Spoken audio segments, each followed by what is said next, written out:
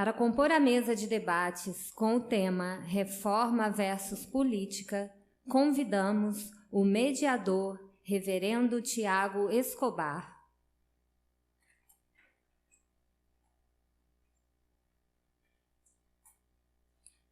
Convidamos também o preletor, Dr. Leonildo Silveira Campos.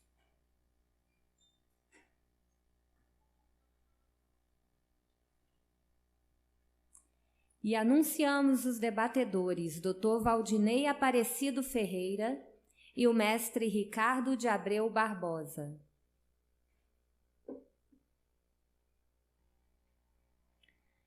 O tema será desenvolvido através de uma preleção de 40 minutos, seguida de debate de 50 minutos. Após o debate, serão disponibilizados 10 minutos para perguntas. Encerraremos com mais uma apresentação musical. Com a palavra, o mediador de hoje, Reverendo Tiago Escobar, para a condução das atividades. Boa noite a todos. É uma alegria muito grande estarmos com todos vocês nesta semana inteira de trabalhos dos 500 anos da Reforma. Num dia nós falamos sobre economia, no outro dia sobre educação, outro dia sobre religião e hoje sobre política. Nós agradecemos a presença de várias pessoas que aí vieram de longe, de Campinas, para estar conosco. Eu vou chamar pelo nome da pessoa que eu conheço há mais tempo, Alice. Alice é minha irmã, ela veio de Campinas, uma alegria para nós. A Priscila é minha sobrinha lá. Olha lá, Priscila, né? Então nós nos alegramos muito com o pessoal da nossa família que veio de tão longe. Temos algumas pessoas que também veio de longe, o reverendo Altamiro, né, que veio lá de Sousas, para frente de Campinas. Também é uma alegria para a gente. O reverendo Davi tem estado conosco. E ontem nós tivemos também a presença do Dr. Douglas Nassif, que está hoje também conosco. Temos outras pessoas que não temos aqui o nome, gostaríamos de falar o nome de todos, né? E temos também uma exposição, né, de arte do senhor Marcelo Bittencourt. Marcelo Bittencourt, quem que é? Muito bem. Então, é uma alegria recebê-lo. Esteja muito bem à vontade em nosso meio. Nós temos, nesta noite, a alegria de ter o nosso colega. Aliás, todos são amigos, né? Mas o reverendo Leonildo, o doutor Leonildo, nós trabalhamos juntos há muitos anos atrás, estudamos juntos na Metodista, e o Leonildo tem sido uma pessoa muito influente nos estudos acadêmicos, fazendo palestras fora do Brasil, e eu gostaria de ler algumas coisas do seu currículo. Possui graduação em Teologia na Faculdade de Teologia da Igreja Presbiteriana Independente do Brasil, em 1972. Graduação em Filosofia na Faculdade de Filosofia, Ciências e Letras de Mogi das Cruzes, em 71. Mestrado em Administração pela Universidade Metodista de São Paulo, em 86.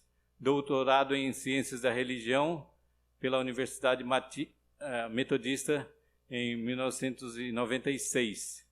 Atualmente é docente e pesquisador do programa de pós-graduação em Ciências da Religião da Universidade Presbiteriana Mackenzie.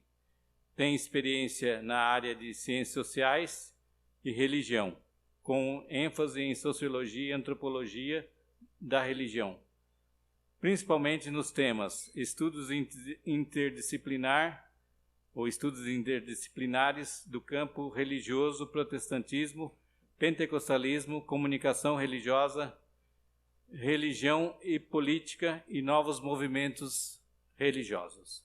Então, neste momento, nós vamos ouvir com atenção a apresentação da palestra do Dr. Leonildo Silveira Campos.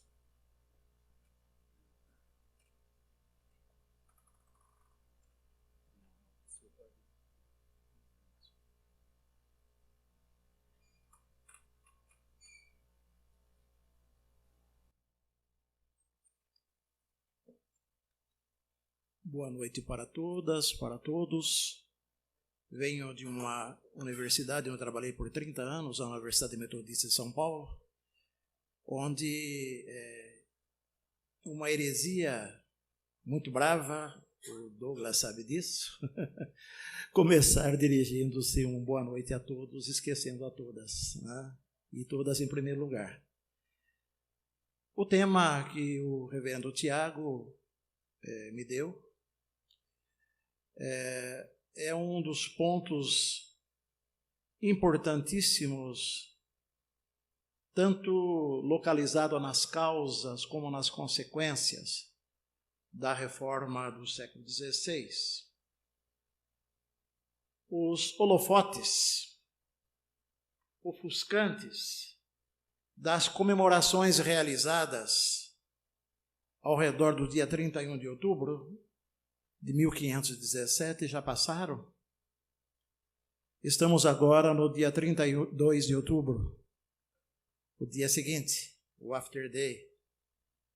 E talvez agora melhor preparados para termos uma ideia mais abrangente daquilo que alguns estudiosos têm chamado de as reformas protestantes, dado a quantidade de reformas que aconteceram na Europa no século XVI, séculos XVII, com os metodistas, com os batistas, com os grandes avivamentos espirituais, de modo que nós estamos hoje retomando este estudo numa perspectiva que nem sempre ela é vista, analisada, porque nós normalmente ficamos mais nas questões teológicas, bíblicas, tanto nas causas como nas consequências da reforma, e esquecemos que a vida é um todo,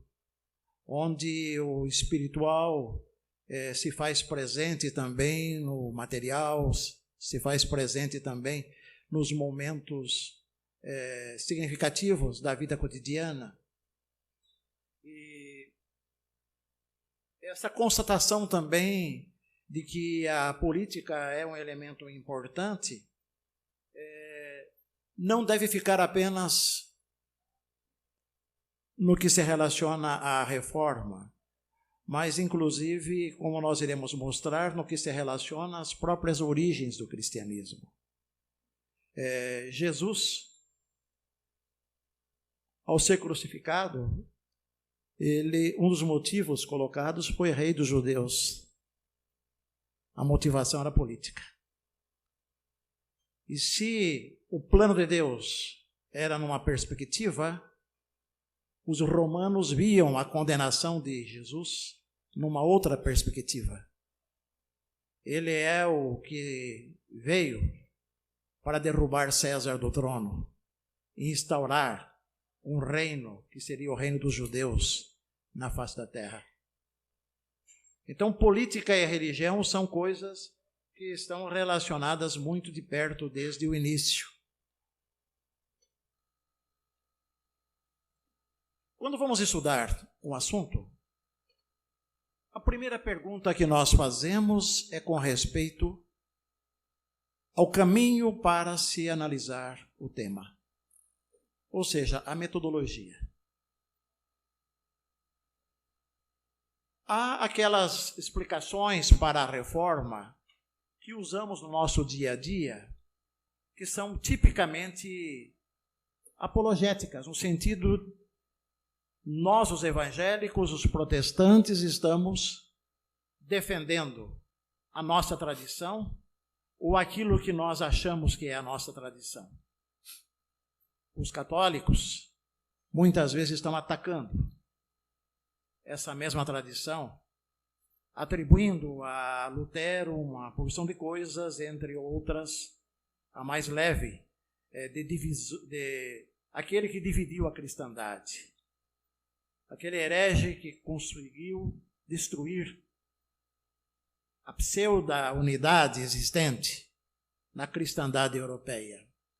Então nós devemos deixar de lado, não por não ser importante, mas porque não nos interessa no momento, analisar a reforma e a política nessa perspectiva apologética. Também há aquelas explicações que durante quase um século, e ainda em alguns cursos, em algumas universidades brasileiras, o pessoal continua insistindo com a perspectiva marxista no exame da religião. Então, para esses, a reforma do século XVI foi apenas um capítulo no surgimento de um sistema econômico chamado capitalismo. E para os marxistas, a religião cristã teria se tornado uma ideologia ainda mais arraigada no Ocidente com o surgimento do protestantismo no lugar do catolicismo como religião hegemônica. As explicações também oriundas da teoria política, que valorizam o processo de secularização, e vamos fazer referência a ele daqui a pouco, e a formação dos modernos estados e nações, e os conflitos decorrentes desse processo, as guerras, as revoluções, as perseguições de minorias, a intolerância, até o surgimento do moderno Estado laico, da forma como nós conhecemos. E há também as teorias ligadas a Max Weber e outros autores que desenvolveram os estudos econômicos a respeito do impacto da reforma e a relação da reforma com o rearranjo da economia ocidental, agora baseado no dinheiro. Vejamos que o cristianismo começou dentro de um arranjo político chamado Império Romano, que durou lá seus 500 anos pelo menos. Os primeiros tempos do cristianismo foram marcados por uma tensão muito grande entre o seguir a Jesus e o obedecer a César. Essa tensão foi muito forte, principalmente após a diáspora, após os anos 70, mais ou menos, quando os cristãos se espalharam por todo o Império Romano, Ásia Menor, Europa e norte da África, e toda a região que era dominada pelas tropas e pelo governo romano. Com o culto ao imperador, era fundamental fazer esta separação entre César e Cristo. Ou seja, religião e política. Como se política de César não fosse também uma religião, a chamada Romanitas, em que se exigia a adoração e a prestação de culto ao lado da prestação das oferendas feitas diante da imagem de César para ser funcionário público, por exemplo. As ondas de perseguição aos cristãos, Cristo contra César e César contra Cristo, persistiram até o início do século IV, quando Constantino se apresenta como um convertido ao cristianismo. Aqui é a nossa apologética, se fôssemos fazer apologia, nós iríamos colocar aspas aí nesse convertido, né?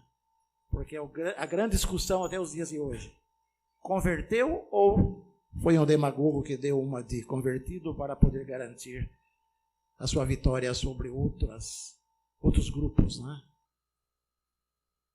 Até a queda do Império Romano no Ocidente, que ocorreu mais ou menos um século após a morte de Constantino, houve uma reconciliação entre Cristo e política, entre a religião cristã e política na Europa.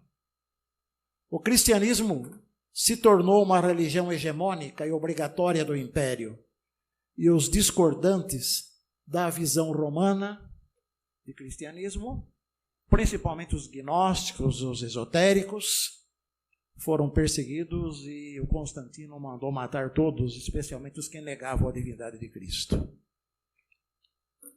Isso aqui me lembra um pouco quando Laudo Natel foi governador de São Paulo, há muitos e muitos anos atrás, né, Altamiro? Quando ainda éramos seminaristas, O Lauda era São Paulino. E no domingo, todos os assessores, secretários, era um regime autoritário, eles iam para o Morumbi torcer para o São Paulo. Na segunda-feira retornavam à sua situação de corintianos, palmeirenses e outras coisas mais, né? Se o governador era São Paulino, a exigência do momento era ser São Paulino. Se Constantino era cristão, a exigência do momento era ser cristão. Mas com a queda do império no Ocidente, criou-se um vazio de poder, que foi aproveitado pelo bispo de Roma, fortalecendo-se a partir daí a ideia que já havia começado a ser cultivada, a ideia do papado.